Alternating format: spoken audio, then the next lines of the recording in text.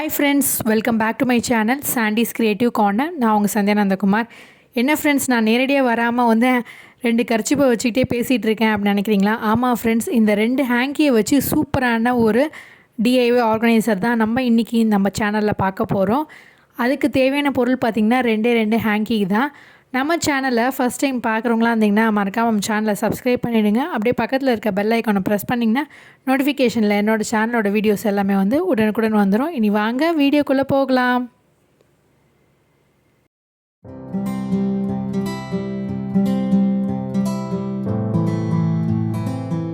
நம்ம இன்றைக்கி பார்க்க போகிறது வந்து ஒரு சூப்பரான காஸ்மெட்டிக் பவுச் தான் ஃப்ரெண்ட்ஸ். இந்த காஸ்மெட்டிக் பவுச்சுக்கு தான் வந்து நான் 2 ஹேண்ட் கீயை வந்து யூஸ் பண்ணி நான் வந்து தச்சிருக்கேன். ரொம்ப ஈஸியாக ரொம்ப சுலபமாக வந்து ஒரு 10 நிமிஷத்தில் வந்து ஒரு சூப்பரான காஸ்மெட்டிக் பவுச் நீங்களே ரெடி பண்ணிடலாம் ஃப்ரெண்ட்ஸ்.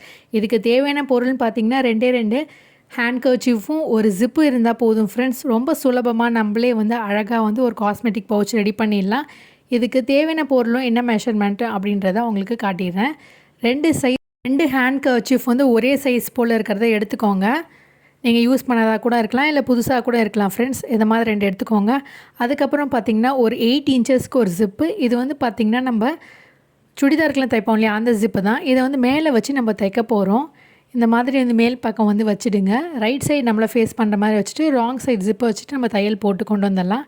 இப்போ இதை வந்து இப்படி திருப்பிட்டு ஒரு டாப் ஸ்டிச் பண்ணிடலாம் ஃப்ரெண்ட்ஸ். இது மேலே வந்து ஒரு படிமான தையல் பண்ணிவிடுங்க. இப்போ தச்சிட்டு உங்களுக்கு காட்டுறேன் எப்படி இருக்குன்னு.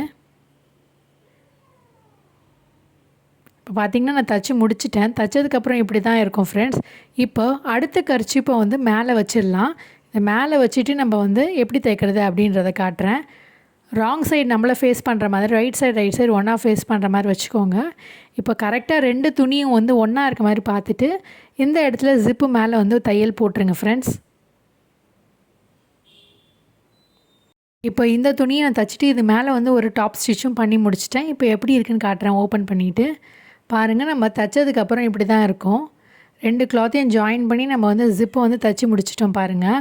டாப் ஸ்டிச்சும் பண்ணி முடிச்சிட்டேன். இப்போ இப்படி இருக்க கிளாத்தை வந்து இப்போ ராங் சைடு வந்து நம்மளை ஃபேஸ் பண்ணுற மாதிரி வச்சுக்கலாம்.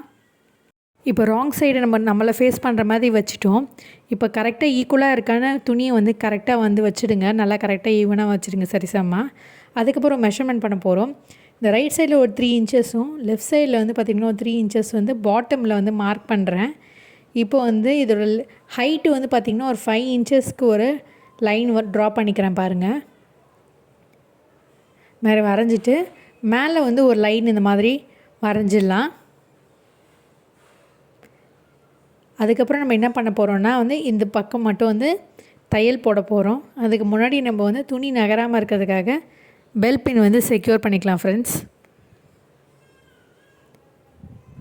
சென்டராகவும் பெல் பின் செக்யூர் பண்ணிவிடுங்க, மேலேயும் பெல் பின் செக்யூர் பண்ணிவிடுங்க. இப்போ வந்து இந்த 3 சைட்ஸும் நம்ம தைக்க போகிறோம். பாட்டமில் மட்டும் தைக்க போகிறதில்ல, மிச்சம் 3 சைட்ஸும் வந்து தையல் போட்டுட்டு காட்டுறேன் உங்களுக்கு எப்படி இருக்குன்னு. இப்போ தைச்சதுக்கப்புறம் இப்படி தான் இருக்கும் ஃப்ரெண்ட்ஸ். பெல் பின்லாம் ரிமூவ் பண்ணிடலாம். கீழே மட்டும் அப்படியே ஓப்பனிங்காகவே விட்டுருக்கேன் பாருங்கள். நம்ம துணியை திருப்பும் போது வந்து இந்த போர்ஷன் வந்து மேலே வந்துடும். இப்போ ஜிப்பை ஓப்பன் பண்ணிவிட்டு உங்களுக்கு இந்த கர்ச்சீஃபை வந்து திருப்பி காட்டுறேன் பாருங்கள் எப்படி இருக்குன்ட்டுன்னு.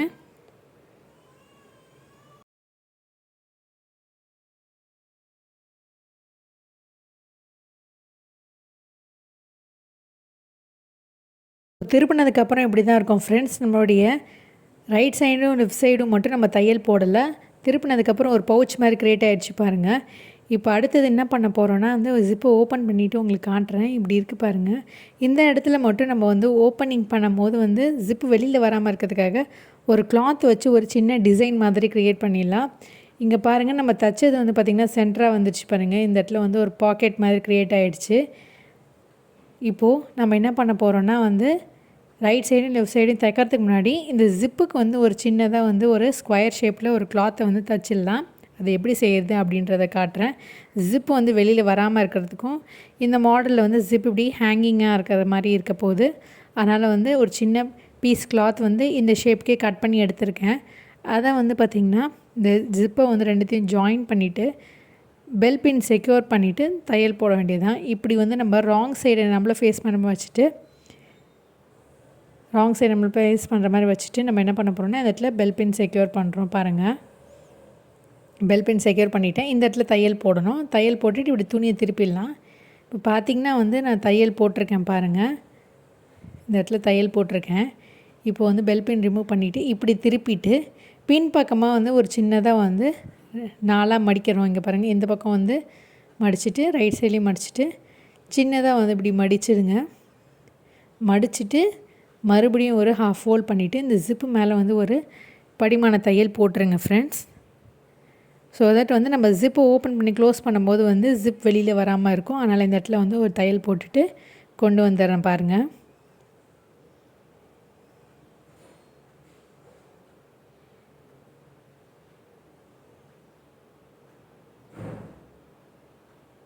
இப்போ பார்த்திங்கன்னா நம்ம தச்சு முடித்தாச்சு.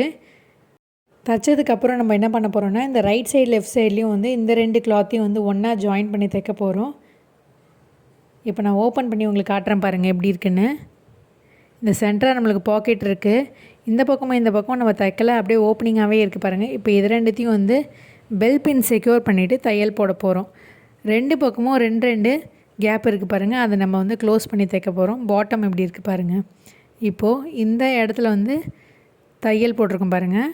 இந்த இடமும் நம்ம தைக்க போகிறோம். அதுக்காக வந்து துணி நகராமல் இருக்கிறதுக்காக பெல் பின் ஃபஸ்ட்டு செக்யூர் பண்ணிடலாம் ஃப்ரெண்ட்ஸ்.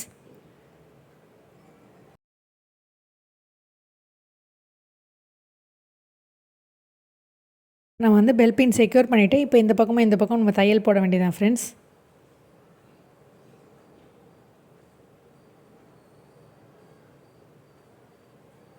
ஸோ ரைட் சைடில் வந்து 2 பக்கமாக தைக்கணும். அதே மாதிரி லெஃப்ட் சைட்லேயும் வந்து நம்ம 2 பக்கமும் தைக்கணும் ஃப்ரெண்ட்ஸ். ஸோ தைச்சதுக்கப்புறம் எப்படி இருக்குன்றதை காட்டுறேன் பாருங்கள்.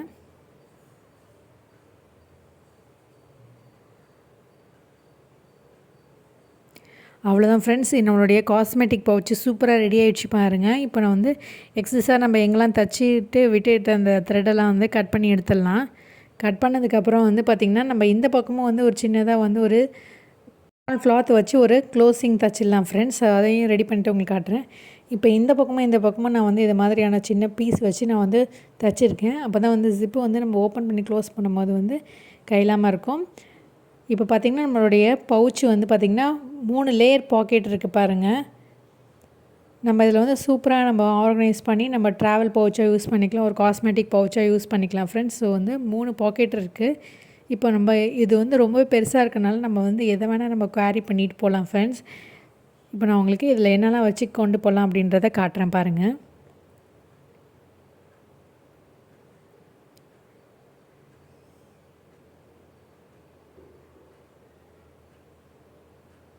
இந்த மாதிரி வந்து சோப்பை நம்ம சென்டராக வச்சுக்கலாம். இந்த இடத்துல பார்த்திங்கன்னா வந்து நான் ப்ரஷ்ஷு, ஷேவிங் கிட்டு இந்த மாதிரிலாம் நான் வச்சுக்கிறேன். ஸோ உங்களுக்கு எதெல்லாம் வேணுமோ அதெல்லாம் நம்ம வந்து ஆர்கனைஸ் பண்ணி வச்சுக்கலாம் ஃப்ரெண்ட்ஸ். அதுக்கப்புறம் இந்த பக்கம் வந்து பார்த்திங்கன்னா ஷாம்பூ, அதுக்கப்புறம் வந்து சானிடைசர், அப்புறம் வந்து உங்களுடைய என்ன காஸ்மெட்டிக் பொருள் எதுவாக இருந்தாலும் உங்களுக்கு ஃபேஸ் வாஷு, க்ரீமு இந்த மாதிரி நீங்கள் அழகாக வந்து கேரி பண்ணிவிட்டு ட்ராவல் டைமில் வந்து யூஸ் பண்ணிக்கலாம் ஃப்ரெண்ட்ஸ். ரொம்பவே சூப்பரான ஒரு ஆர்கனைசர் நம்ம 2 ஹேண்ட் கர்ச்சீஃபை வச்சு சூப்பராக ரெடி பண்ணியிருக்கோம். கண்டிப்பாக நீங்கள் எல்லாருமே வந்து ட்ரை பண்ணி பார்ப்பீங்கன்னு நினைக்கிறேன் ஃப்ரெண்ட்ஸ். சட்டுன்னு ஒரு 10 நிமிஷத்தில் வந்து இவ்வளோ சூப்பரான ஒரு காஸ்மெட்டிக் பவுச்சு வந்து கண்டிப்பாக வந்து ஈஸியாக நம்ம எல்லாருமே தச்சு முடிச்சிடலாம் ஃப்ரெண்ட்ஸ். ஸோ கண்டிப்பாக ட்ரை பண்ணி பார்த்துட்டு கமெண்ட் செக்ஷனில் எப்படி இருக்குன்னு மறக்காமல் கமெண்ட் பண்ணுங்கள். மீண்டும் ஒரு இன்ட்ரெஸ்டிங்கான டிஏஒய் ஐடியாவோட உங்களை சந்திக்கும் வரை until then it's me signing off. Take care, bye.